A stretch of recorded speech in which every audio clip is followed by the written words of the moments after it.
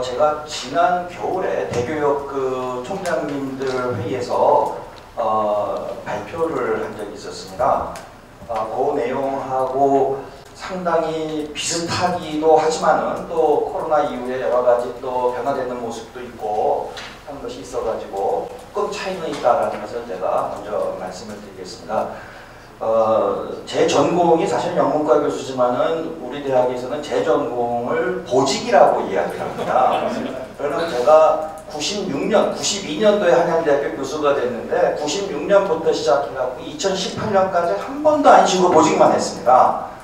그래서 거의 20년 이상을 제가 보직을 하면서 내부에서 대학을 들어갔는데 지난 한 1년 반 동안 이제 학교에서는 국제화 위원장이라고 뭐 이런 타이틀을 주셨지만은 좀 쉬라고 하는 의미에서 제가 근데 그게 참 좋았던 건 뭐냐면 본부 보직 바깥에서 대학을 보니까는 또 새로운 모습이 또 보이더라 하는 것도 있습니다. 그래서 여러 가지를 합해가지고 우리 여기 계신 총장님과 의견을 나누도록 하겠습니다. 제 발표를 만약에 두 가지식으로 한다면 결론을 먼저 내고 이야기하겠습니다. 국제화가 우리가 무엇이냐 이런 건 뭐 여러 가지 얘기가 많이 나오지만은 저는 우리나라의 국제화는 대학 재정에 기여를 해야 된다고 생각합니다. 그래서 오늘 주제도 대학 재정에 기여하는 국제화가 되고 또 이것이 그 팬데믹 이후에 우리나라 사회에 어떻게 영향을 주고 우리가 어떻게 대비해야 되겠느냐 하는 점을 가지고 제가 이야기를 나누도록 하겠습니다. 다음과 같은 순서로 하겠습니다. 현재 우리나라 고등교육기관의 국제화 현황을 한번 보고요. 그 다음에 대학이 가지고 있는 재정 위기, 그 다음에 아까 말씀드렸습니다만 대학 재정에 기여하는 국제화를 어떻게 해야 되겠느냐, 이를 위해서 이번 주제 4번, 5번이 이번 주제입니다. 유학생 다변화 전략과 공동교육과정 온라인이라고 제목은 저한테 주셨지만은 같이 묶어서 이야기하겠습니다. 그 다음에 끝으로 코비드-19 이후에 국제화가 어떤 모습으로 갔으면 좋겠는가 하는 이야기를 하도록 하겠습니다. 뭐 이거 다 나오는 겁니다. 논문 보면 다 나오는 이야기인데 아마 첫 번째는 대학 재정에 기여하는 국제화라는 말은 잘 안 하려고 얘기합니다. 총장님들께서도. 그렇지만 실질적으로 저는 이 대학의 재정에 기여하는 국제화가 돼야 되겠다라는 얘기입니다. 현재 2018년 기준으로 해가지고 약 560만 명의 유학생이 전 세계에서 왔다 갔다 하고 있습니다.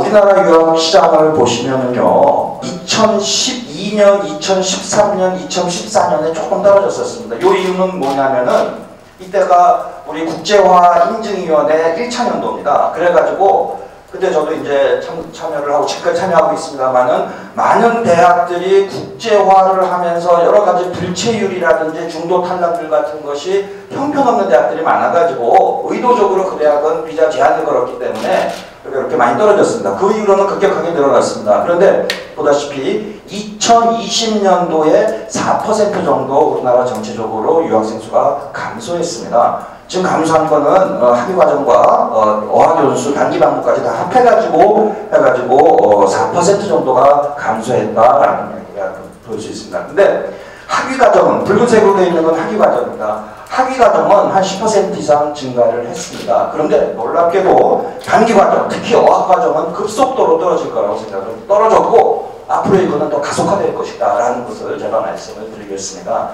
아마 총장님들 보고받으시면 알겠지만은 코로나 이후로 학교 재정이 더 어려워졌는데 그 중에서 국제화 수입에서도 어학원의 수입을 많이 의존하는 대학들이 있었는데 상당히 많이 떨어졌고 제가 예측하기에는 학위과정은 어느 정도 스테이블해질 것 같지만은 어학연수 과정은 더 떨어질 것이다 라고 예측을 해볼 수가 있을 것 같습니다. 이걸 보면은 이제 우리나라는 비학위과정 다 합해가지고 중국 학생이 50%가 좀 안 되고 있고 학위과정만 본다 그러면은 중국 학생 수가 50%가 훨씬 넘어갑니다. 한 60% 이상 되고 있습니다. 그래서 중국에 오서 유학생이 44%고 베트남에서 온 학생들은 대부분이 다 어학연수생입니다. 여러 가지 문제도 많이 야기를 시키고 있는데 한 25%, 그 다음에 우즈벡, 몽골 이런 식으로 순서가 되어 있습니다. 과정으로 볼 때는 학부 과정이 37%고 어학과정이 29%입니다. 그런데 큰 대학은 석사, 박사 과정 학생 수가 점차 굉장히 많아지고 우리 대학만 하더라도 대학원 학생 수가 이제는 그 학부 학생 수보다 훨씬 더 많아지고 있다는 사실을 말씀을 드리겠습니다. 재정 위기에 대해서 한번 말씀을 드리겠습니다.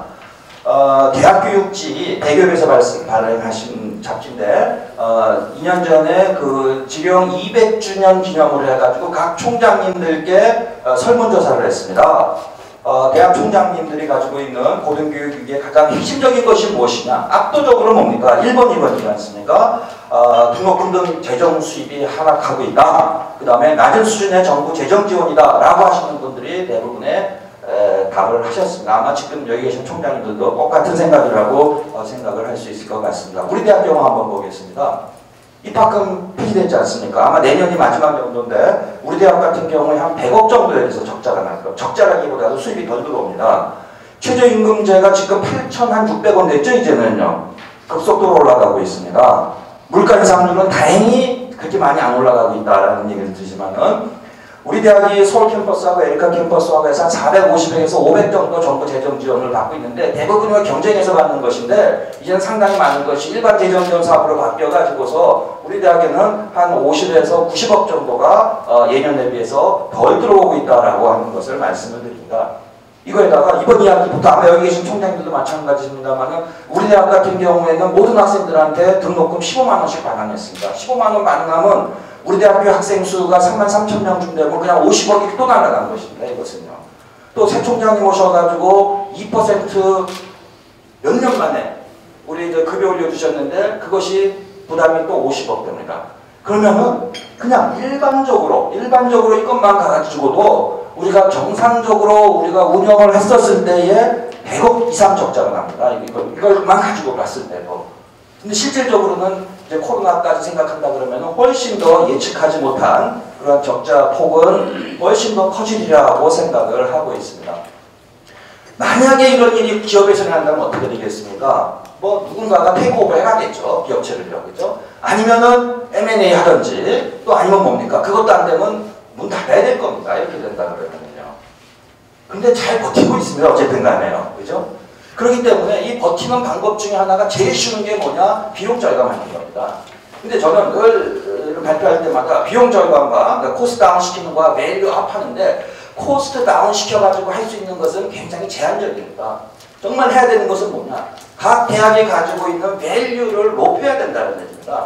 근데 대학이 가지고 있는 밸류는 뭐냐? 일단 대학은 리소스가 좋습니다. 교수님이라든지 시설이라든지 살아남기 위해서는 가지고 있는 그러한 리소스를 극대화시켜가지고 밸류를 업시켜야 되겠다는 얘기입니다. 그런데 제일 편하게 하는 것이 코스트 다운이기 때문에 인건비 저렴해 주실 겁니다.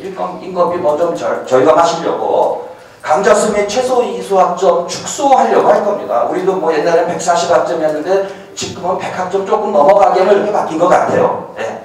학생들한테 표면적인 이유는 학생들한테 선택의 비율을 많이 준다라고 얘기하지만 틀린 얘기가 아니지만은 동시에 학교 입장에서는 또한 경비가 좀 줄어들 수 있는 것도 가능하다라는 얘기입니다. 시설 투자 축소입니다. 제가 모 대학, 여기 계신 대학은 아닙니다. 모 대학에 평가를 갔습니다. 모 대학 평가를 갔는데 굉장히 좋은 대학입니다.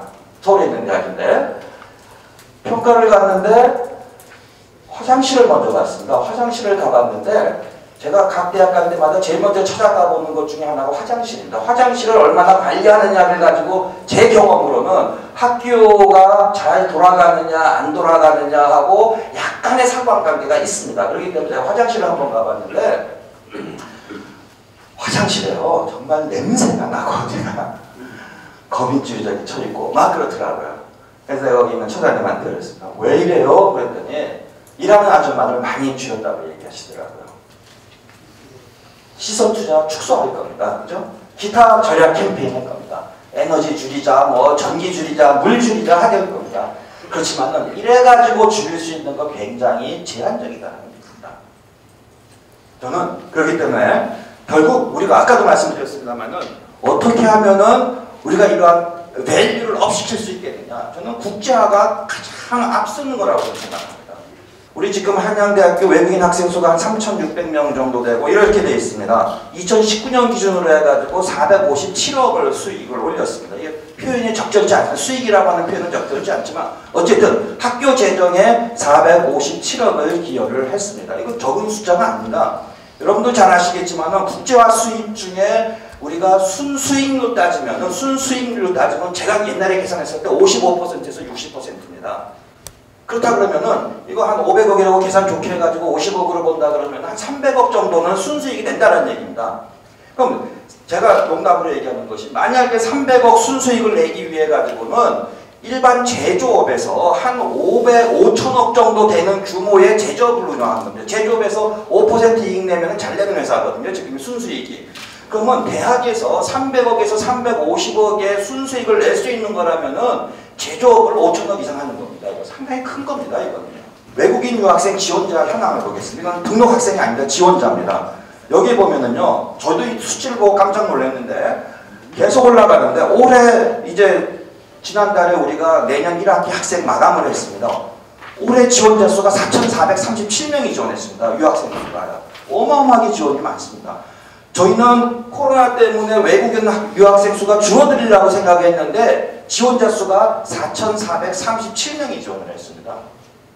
물론 여기에서 합격시키는 건 극소수를 합격시키지만 저희 대학은 안 붙이고 이거 안 하지만은 제가 저 4,437의 문제점에 대해서 나중에 얘기를 하겠습니다만은 어쨌든 간에 외국인 유학생들이 이렇게 많이 찾아오고 있다는 얘기입니다. 그래서 이걸 쭉 보시면은요, 여기에 빨간색은 학위과정으로 얻는 학교 수입이 되는 것이고, 초록색으로 되어 있는 것은 단기과정입니다. 단기과정. 어학원이라든지 아니면 서머스쿨, 윈터스쿨로 하는 건데, 2019년도에 학위과정에서 우리 대학이 얻은 수입 총액이 360억 정도 되고, 그 다음에 단기과정에서 얻은 것이 한 450억 정도 했습니다. 올해 예산을 얼마나 잡았냐면 550억 정도의 수입, 총 수입이 생기리라고 생각을 했는데, 달성하기가 굉장히 어려울 지점이 됐습니다. 왜 그러냐면은 단기 과정이 싹 다 망했습니다. 우리 대학교에 서머스쿨하고 윈터스쿨에 찾아오는 학생이 3,000명이 넘습니다. 거의 3,000명이 넘는데 그 학생들이 300만 원씩 내고 찾아오고 있습니다. 근데 지난해부터 올해 겨울 1월 2월 달에도 윈터스쿨 문 닫은 1회 만에 윈터스쿨은 2번 합니다. 윈터스쿨 1 있고 2가 있는데 1은 했지만은 2부터 이 코로나가 생기기 시작해서 하지 못했고 서머스쿨은 다 닫았습니다. 여기에서 나오는 수입이 한 80억 정도 되는데 그것을 우리가 못합니다. 어학원도 뭐 급격하게 떨어졌고요. 그래서 올해는 예상을 550억 정도의 수입이 오리라고 했는데 이것을 이루지 못할 거라고 생각을 하고 있습니다. 그러면 한번 보겠습니다. 유학생 네 번째가 다변화 전략입니다. 여러분들이 다변화라고 했을 경우에 대부분 머릿속에 들어오는 것은 국적의 다양화를 생각하실 겁니다. 근데 놀랍게도 국적의 다양화 이외에 또 한 번 고민해 보셔야 될 것이 뭐냐 하면은요, 전통적인 학령용 연령, 즉 얘기해서 18세에서 22세 학생 이외의 대상으로 하는 국제화도 있다 하는 것도 한번 그것도 일종의 다양화입니다. 한번 제가 예를 가지고 설명을 하도록 하겠습니다. 먼저 국제화의 그 국적의 다양화를 하기 위해서 제가 이거 한번 차트를 만들어 봤습니다. 여러분, 국제화에서 국적의 다양화를 할 때 어떻게 해야 되냐면, 어떻게 고민을 해보셔야 되냐면은요, 많은 그 외국인 유학생들이 중국과 베트남과 몽골 이런 데서 많이 오고 있습니다.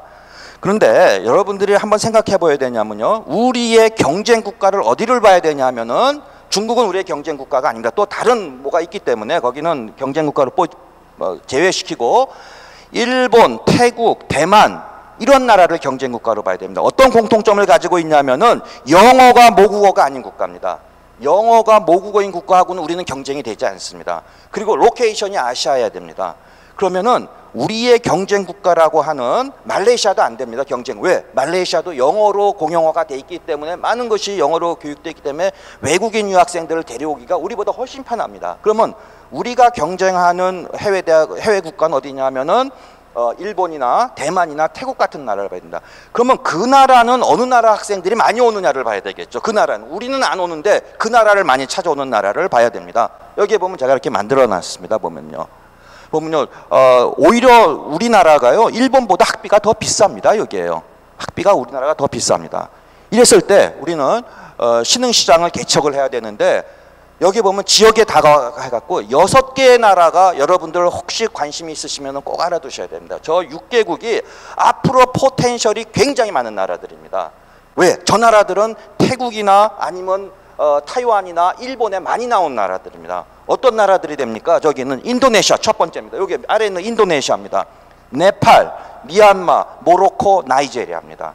이 6개 국가는요, 우리 대학에서도 찾아오는 학생 수가 굉장히 많아지고 있습니다. 저 나라에 대해서. 아직까지는 그렇게 본격적인 단계에 올라가지 않았지만은 이 나라의 학생들이 앞으로 우리나라에 찾아올 가능성이 많다. 제가 이런 얘기를 어디 가서 얘기하면은요, 근데 그런 학생들이 와가지고 예를 들어서 나이제리아나 모로코 아이들이 와서 혹은 미얀마나 네팔 아이들이 와서 등록금 내고 어떻게 공부합니까? 라고 물어봅니다. 그런데 여러분들 거기에서 잘 생각을 하셔야 될 것은요, 유학생으로 우리가 받아들이는 아이는요, 일반적인 아이가 아니라 그 나라에서 적어도 탑 10% 안에 들어가는 부유한 아이들이기 때문에 우리보다 훨씬 잘 사는 아이들이라고 생각하시면 됩니다. 우리 대학에 찾아오는 저런 나라 아이들의 그 어떠한 그 삶의 질이라 그럴까, 아니면 그 가계 소득을 보면요, 우리보다 훨씬 높은 아이들입니다. 그렇기 때문에 이러한 다양한 국가를 공략하실 때에 우리 등록금 못 낼까 걱정하지 마시고 좋은 프로그램을 가지고 학생들에게 접근하면은 올 수 있다라는 얘기입니다. 소비자 다각화는 제가 아까 드린 말씀입니다. 이거는요, 17년도에 우리 대학교 서머스쿨은 3가지가 있습니다. 중국어 서머스쿨 있고, 그러니까 중국 아이들 대상으로 하는 서머스쿨 있고, 영어권 서머스쿨 있고, 일본어권 서머스쿨이 있습니다. 일본어 서머스쿨에 참석한 73세 학생입니다. 근데요, 저 숫자가 갈수록 늘어납니다. 그러니까 교환학생으로 참석한 학생도 있고, 나이 드신 분인데요, 제가 지금 정확하게 기억이 안 납니다만은 60세 이상의 학생이 우리 대학교에 서머스쿨로 온 아이들이 굉장히 많습니다. 학생이라고 얘기하기는 좀 그렇지만 어쨌든 그 학교의 정식 학생들입니다. 교환학생으로 오고 하기 때문에요.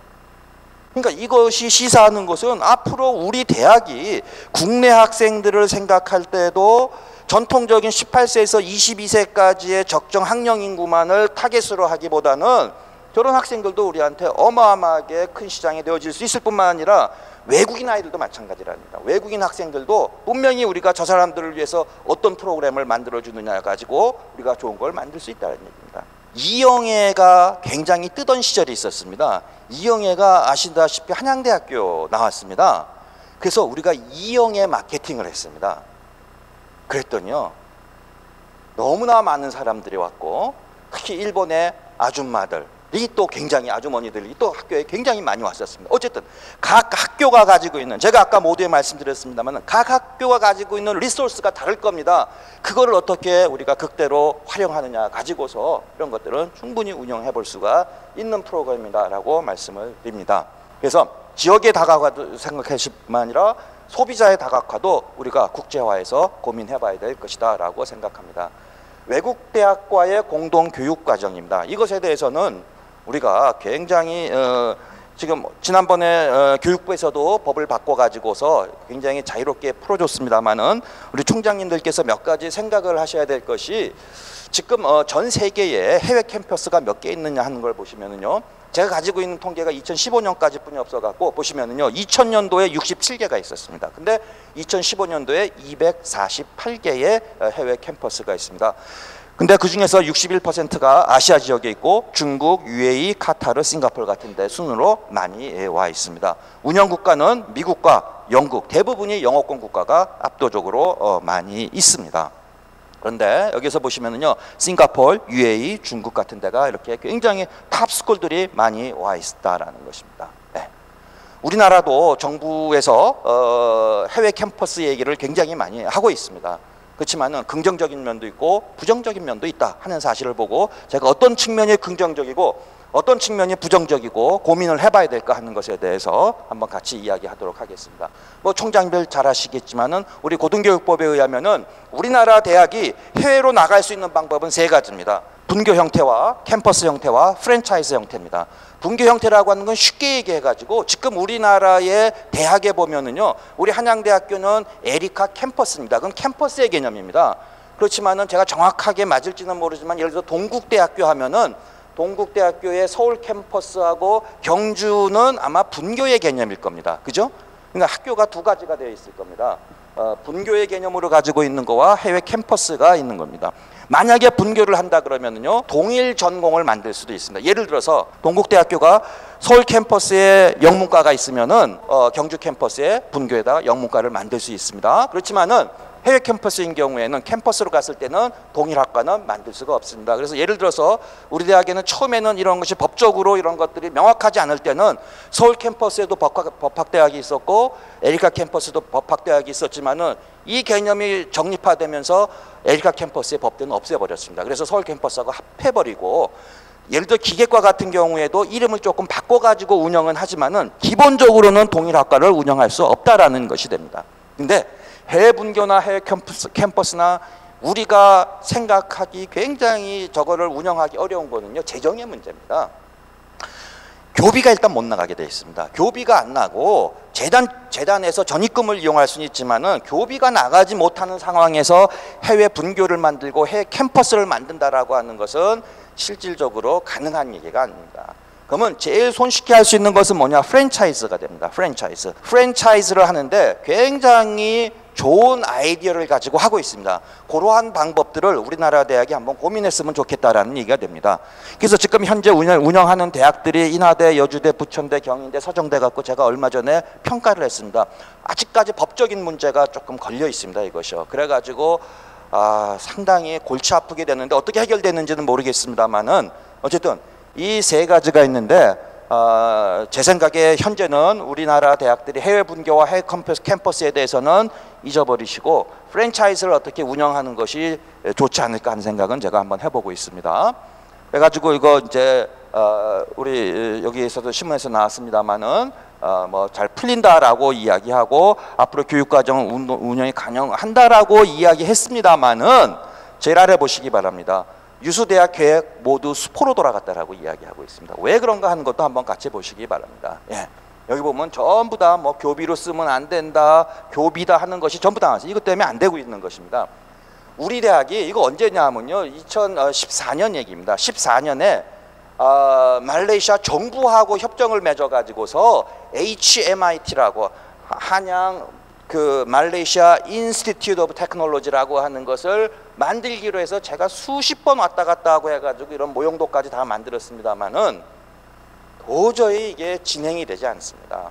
우리 법이 일단 교육법, 이 당시만 해도 교육법으로 해결하지 못하고 이것이 오히려 말레이시아 쪽에서는 토지도 주고 뭐도 주고 뭐 심지어 의과대학도 만들어 달라는 얘기까지 많이 됐지만은 결국 우리나라 고등교육법 때문에 이걸 못했습니다. 이것은. 자, 그렇다면은 우리는 해외 캠퍼스를 설치할 때 우리가 고려해야 될 것이 무엇이냐라는 얘기입니다. 아까 캠퍼스가 있었는데 놀라운 사실은요, 없어지는 속도가 요즘은요 만들어지는 속도보다 더 빠릅니다. 지금요 해외에. 여러분들 잘 아시겠지만은 일본에서 공부했을 때 일본에는 컬럼비아 대학부터 시작해갖고 미국의 유수 대학들이 일본의 캠퍼스를 다 만들었었습니다. 지금 하나도 없죠. 딱 하나만 있습니다. 템플 대학이 하나 지금 있는 거 그대로 유지하고 있습니다. 템플 대학이 일본 대학에서 아직까지 유지하고 있는 것은 뭐냐? 거기 로컬 스폰서가 있기 때문에 그렇습니다. 이 캠퍼스는요, 해외 대학을 만들 때 스폰서가 로컬리 그 나라의 스폰서, 정부가 되든 지자체가 되든 회사가 되든 그거 없이 운영되어 갖고는 절대로 성공한 사례가 없다라는 얘기입니다. 지역에 대한 연구를 철저하게 해야 됩니다. 이걸 가지고서 보고서에 의하면은요, 각 해외 분교 캠퍼스의 평균이 몇 명이냐면 250명입니다. 한 학교에.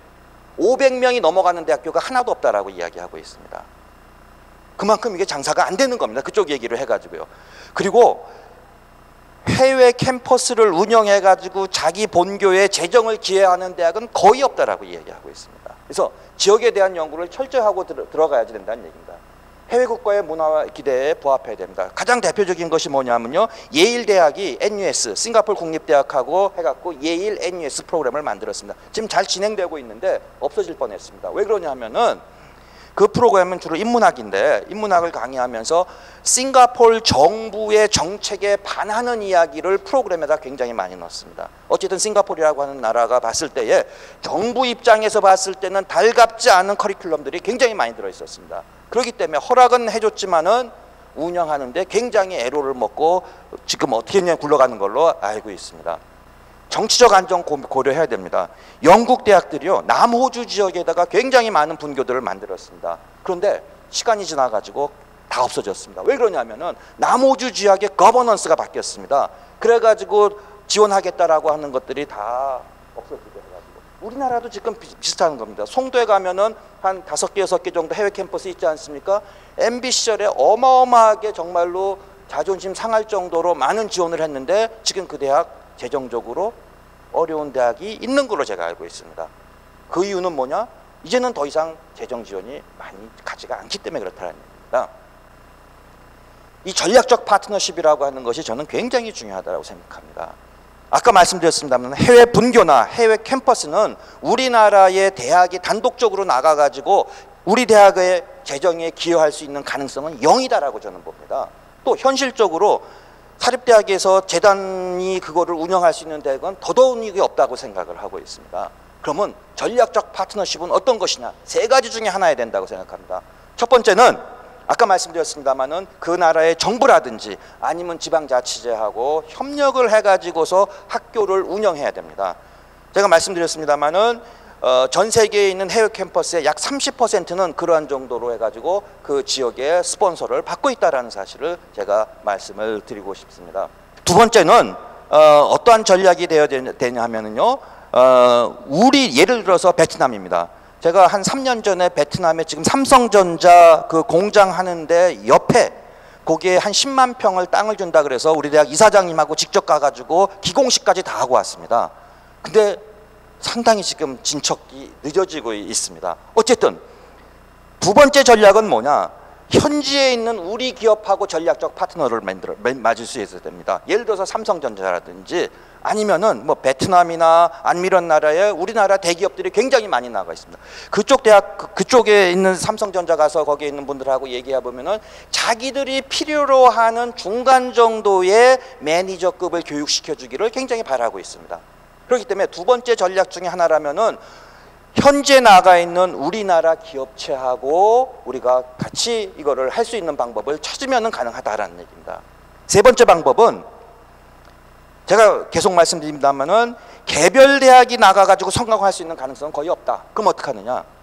우리나라 대학도 컨소시엄을 만들어서 나가면 가능하다는 얘기입니다. 컨소시엄. 일단 정부에서는요, 해외에다가 해외 캠퍼스라든지 분교를 만들 수 있도록 굉장히 많은 법적으로 공간을 많이 줬습니다. 대학에다가요. 그렇지만 우리가 법적으로는 가능하지만은 현실적으로 하지 못하는 문제가 있는데, 만약에 우리 정부가 송도에 있는 외국 대학들에 지원했듯이 만약에 우리나라에서 경쟁력이 있는 그러한 대학들이 혹은 꼭 대학은 아니더라도 프로그램별로 해가지고 예를 들어서 A라는 대학은 공학이 강하다면 그 대학은 공학으로 하고 어떤 대학은 경영이 강하다면 경영으로 해가지고서 컨소시엄으로 만들어가지고 정부의 지원을 받아서 갈 수 있는 방법이 저는 세 번째라고 생각합니다. 결국 결론적으로 이야기해서 이 전략적 파트너십이라고 하는 것은 개별적 대학으로서는 굉장히 힘들다라고 하는 것을 제가 말씀을 드릴 수 있을 것 같습니다. 그럼 이거는 뭐냐면 아까 말씀드렸습니다만 유니버시티 오브 애리조나에서 하고 있는 마이크로 캠퍼스라고 하는 겁니다. 마이크로 캠퍼스의 개념입니다. 굉장히 성공적이고 잘하고 있는 겁니다. 이 마이크로 캠퍼스는요, 쉽게 얘기하면 이겁니다. 이게 지금 그 러 프로그램이 그 법학 프로그램이 많이 하고 있는데요. 세계 한 지역에만 있는 게 아닙니다. 예를 들어서 중국은 청도에 있는 해양대학하고 하고 있습니다. 그 다음에 캄보디아에는 캄보디아 국립대학하고 있고 하노이에 있는 무슨 대학하고 이렇게 해가지고 법학 프로그램을 아시아의 여러 지역, 태국 이따 나옵니다. 다음에 나옵니다만 이건 태국 이런 대학들 있죠. 여기 이런 데도 있고 이건 태국입니다. 어쨌든 간에 이런 식으로 해가지고 로케이션을 여러 개 둡니다. 그거는 뭐냐면요, 경비를 줄이는데 굉장히 유효합니다. 예를 들어 가지고 한 대학하고 UA하고 한다라 그랬을 때는 그 들어가는 비용이 어느 정도 있는데 그걸 10대학하고 같이 한다라 그러면은 UA 입장에서는 경비는 그렇게 더 들어가지가 않습니다.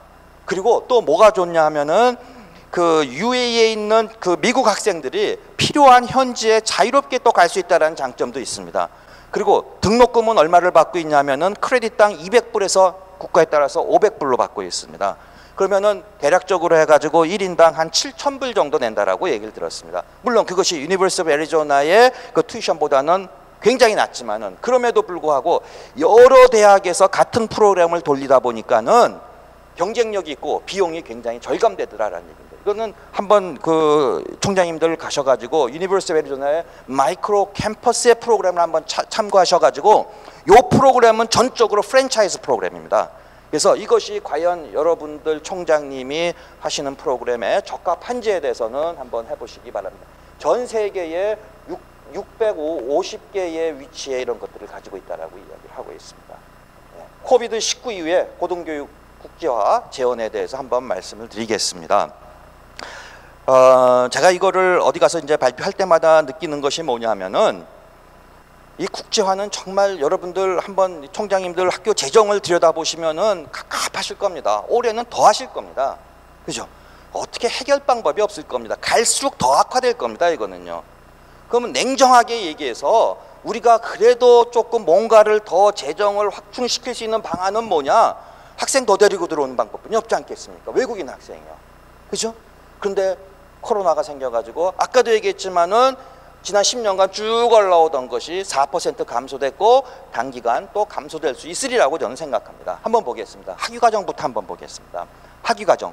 유학생 수는 일시적으로 감소할 수 있습니다.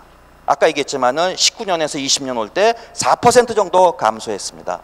지금 가장 중요한 게 뭐냐? 이 시점에서는요. 여러분이 적어도 2년, 3년을 보고 지금보다는 외국인 유학생들을 많이 데리고 올 수 있는 방법은 뭐냐? 유학생 관리에 집중하셔야 됩니다. 왜 그러냐 하면은요. 굉장히 중요합니다. 다음 주부터 제가 위원장을 맡고 있는 그 인증제를 실시합니다. 다음 주에 월요일 날 이제 첫 회의를 가지고 여러 대학에서 제출한 서류를 검토하고 있습니다. 올해 가장 중요한 것은 정량이 아니라 정성입니다. 가장 중요하다기보다도 정성을 굉장히 봅니다. 정성을 뭐를 보느냐? 유학생 관리 어떻게 하느냐. 너무너무 중요한 겁니다. 왜 중요하냐면요.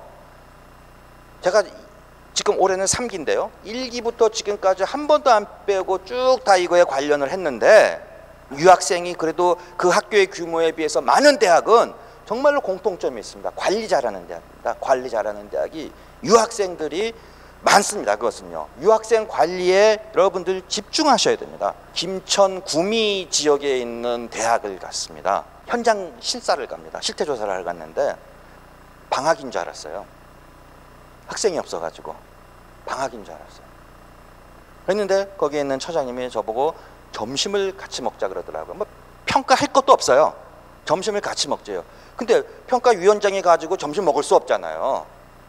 근데 자꾸 하소연을 좀 들어달라는 거예요, 이분이요.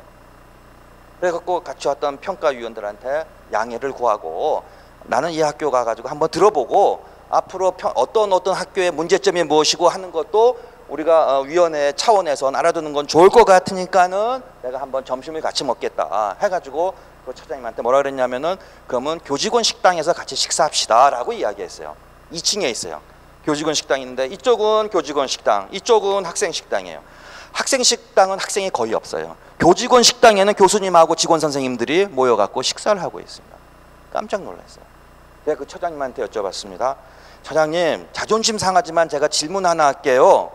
급여 얼마 받으세요? 물어봤어요. 제가 그 답은 얘기 안 하겠습니다. 말이 안 되는 얘기입니다. 말이 안 돼요.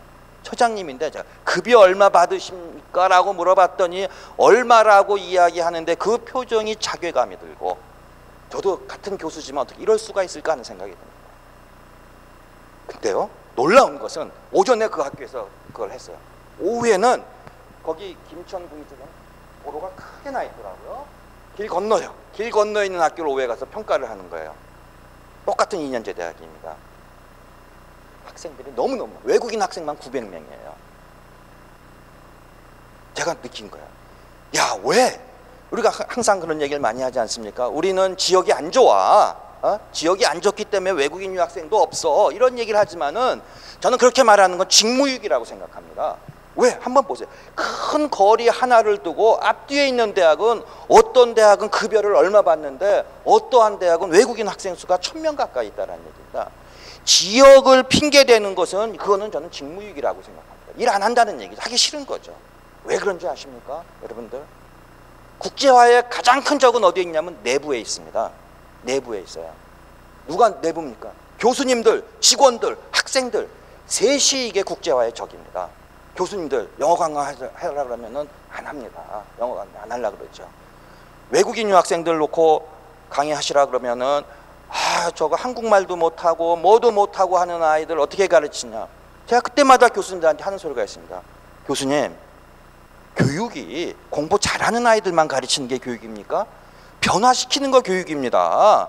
그런 아이들 변화시키는 것이 더 여러분들 만족을 얻을 수 있다는 얘기입니다. 우리 한양대학교에 놀라운 사실이 있습니다. 뭐냐 하면요, 이제 점차로 외국인 유학생이 도네이션 하기 시작합니다. 우리 대학에.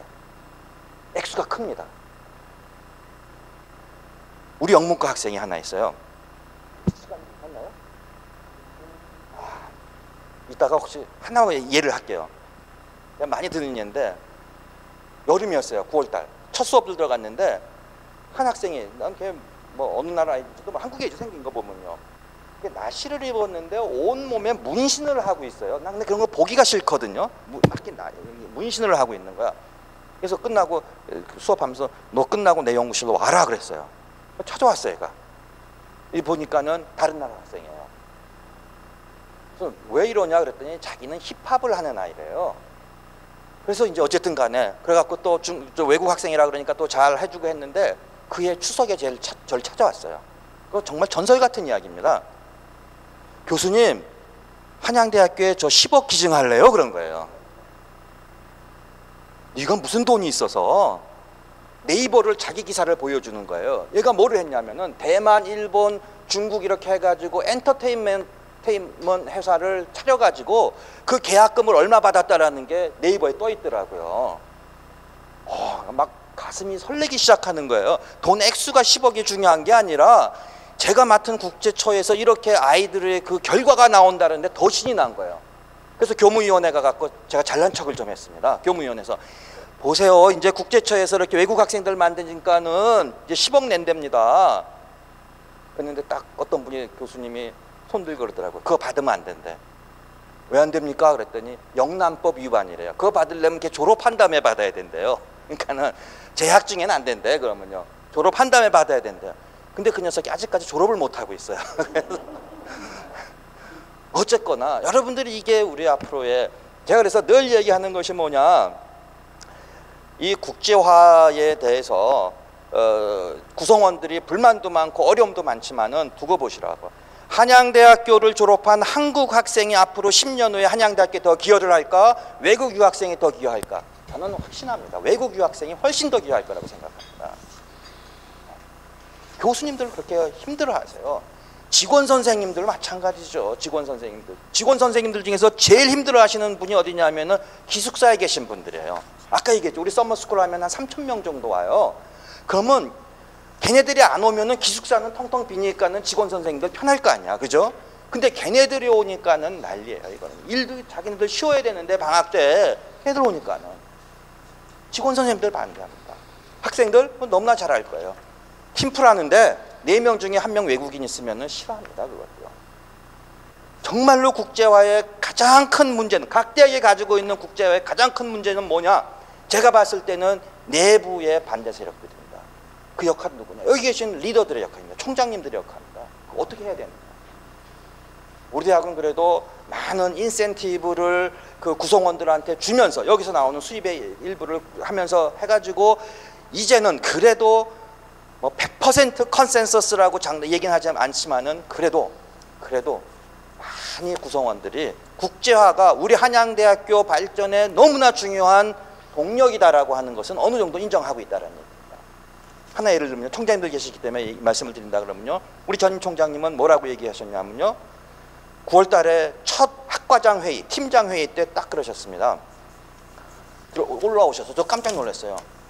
지난달 급여 안 나갈 뻔했습니다 그러셨어요. 약간 과장이에요. 약간 과장이야. 지난달 급여 안 나갈 뻔했습니다. 국제처 때문에 나갔습니다라고 얘기했습니다. 그 한마디가, 리더가 주는 그 한마디가 구성원에게 주는 영향력이 어마어마하게 크다는 얘기입니다. 너무 시간을 많이 했는데요. 어학연수 보세요. 일시적 감소가 아니라 대폭 감소입니다. 어학원 여러분들 지금 운영하시는 거 잘 고민하셔야 됩니다. 온라인 한국어 교육을 강화시켜야 됩니다. 여러분들이요. 이거는요, 왜 그러냐면은 수입은 여기서 이제 앞으로 저는 그렇게 나오지 않다고 생각합니다. 제가 올해 1월 1일부터 시작한 게 뭐냐면 중국어 공부 시작했습니다. 중국어 공부를 시작을 했는데 유튜브 가지고 중국어 공부를 했거든요. 물론 제가 이제 언어를 전공하기 때문에 조금 언어에 대한 센스는 조금 있다고 생각하는데 지금 한 9개월 됐는데요. 잘난 척을 하면 좀 잘해요, 이제.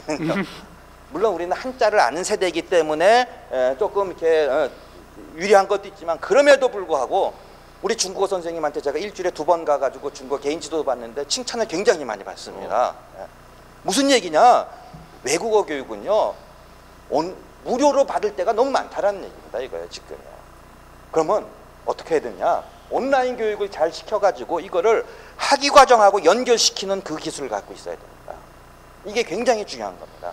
학위 과정하고 연결시켜야 된다는 얘기입니다. 그 다음에 어학연수는요, 철저하게 특히 이제 지역에 있는 대학들은요, 지방자치대하고 같이 취업시장과 연계를 해야 됩니다. 경상남도에서 지금 말고 그 안상수 시장, 그 지사 하셨대요. 그분이 이걸 굉장히 잘해요. 한번 기사 찾아보시면은 지방자치 그 지역에서 어떻게 취업시장하고 외국인 어학연수생하고 연결했느냐라는 거 기사 보시면은 많이 나올 겁니다. 참고 한번 해보시기 바랍니다. 단기과정, 아까 서머스쿨하고 이제 윈터스쿨인데요. 두고 보십시오. 코로나가 조금 잦아들기 시작하면 대폭 증가할 게 뭐냐? 저는 방문 학생입니다. 이거는요. 어마어마하게 증가할 거라고 자신합니다. 이거에 대해서는요. 지금도 우리 국제처에 저거 문의하는 학생들이 굉장히 많습니다. 그래도 오겠다라고. 한국은 뭐 소문이 어떻게 났는지 코비드에 대한 방역이 잘 돼 있다라고 이렇게 생각들도 많이 하고 그래서 그런지 몰라도 오겠다는 학생이 많고 올해도 몇백 명이 벌써 그냥 방문 학생으로 온 학생들도 굉장히 많이 있습니다. 그래서 문화적 욕구에 부합한 특성화된 프로그램을 각 지방에 있는 대학들도 제가 전북에 있는 모 대학교에 한번 컨설팅을 갔었는데 이런 거 했으면 좋겠다 그랬는데 그것이 18년, 19년도에 완전히 대박이 났습니다. 그 대학교에. 근데 20년도에 안 되니까 조금 이제 좀 이렇게 아쉽게 됐는데 어쨌거나 코비드 이후에는 분명히 저는 자신하는 것이 방문 학생이 급증할 것이다라는 얘기입니다. 계절학기 및 단기 방문 학생 같은 것이 중요합니다. 그 다음에 이제 여러분들 온라인 홍보가 지금 홍보도 너무 중요합니다. 여러분 그 총장님들 학교 홍보 온라인으로 많이 하시겠지만요, 국제화 홍보도 온라인의 효과가 제일 큽니다. 이거는요. 지금 한번 학교 가셔가지고 국제화 홍보를 온라인으로 어떻게 하시는지 한번 보시고 그거하고 전통적인 방법하고 한번 비교 한번 해보세요. 그리고 보고 한번 받아보세요. 이 효과가 어마어마하게 납니다. 네. 그 다음에 국제화 조직의 구조 조정입니다. 참 시간이 많으면 제가 할 말이 굉장히 많은데 이거는 제가 외부에서 지금 학교 보직자가 아니라 뭐 보직은 하고 있지만은 뭐 처장이란 보직은 아니기 때문에 바깥에서 바라보니까는요, 바깥에서 안을 보다 보니까는 여러 가지 우리가 전통적인 대학의 구조에 대한 이게 문제가 많더라고요.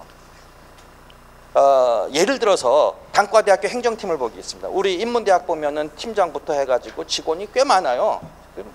복잡하게 있었죠. 지금 찾아오는 학생이 없잖아요. 근데 그 인원 그대로 운영하고 있습니다. 지금요. 잘하는 대학은 어떻게 하고 있냐. 제가 그게 너무나 아까운 거예요. 보니까는 흔히 말해서 우리가 이제 경쟁대학이라고 하는 대학이 있어요. 그 대학을 봤거든요. 팀장 안에 직원 하나만 있어요. 행정실에. 나머지는 다 뭘로 했느냐. 대개 행정실을 찾아오는 학생들이 루틴한 거 물어봅니다. 뭐 시험 언제냐 이런 거. 그런 거를 모든 걸 모바일로 해결을 다 해버렸어요. 모바일로 해결을 다 하니까는 행정팀으로 올 필요가 없는 거예요. 이거는요. 근데 우리 대학 같은 경우에는 아직도 그냥 그 인원을 다 데리고 있습니다. 얼마나 낭비입니까 이거요.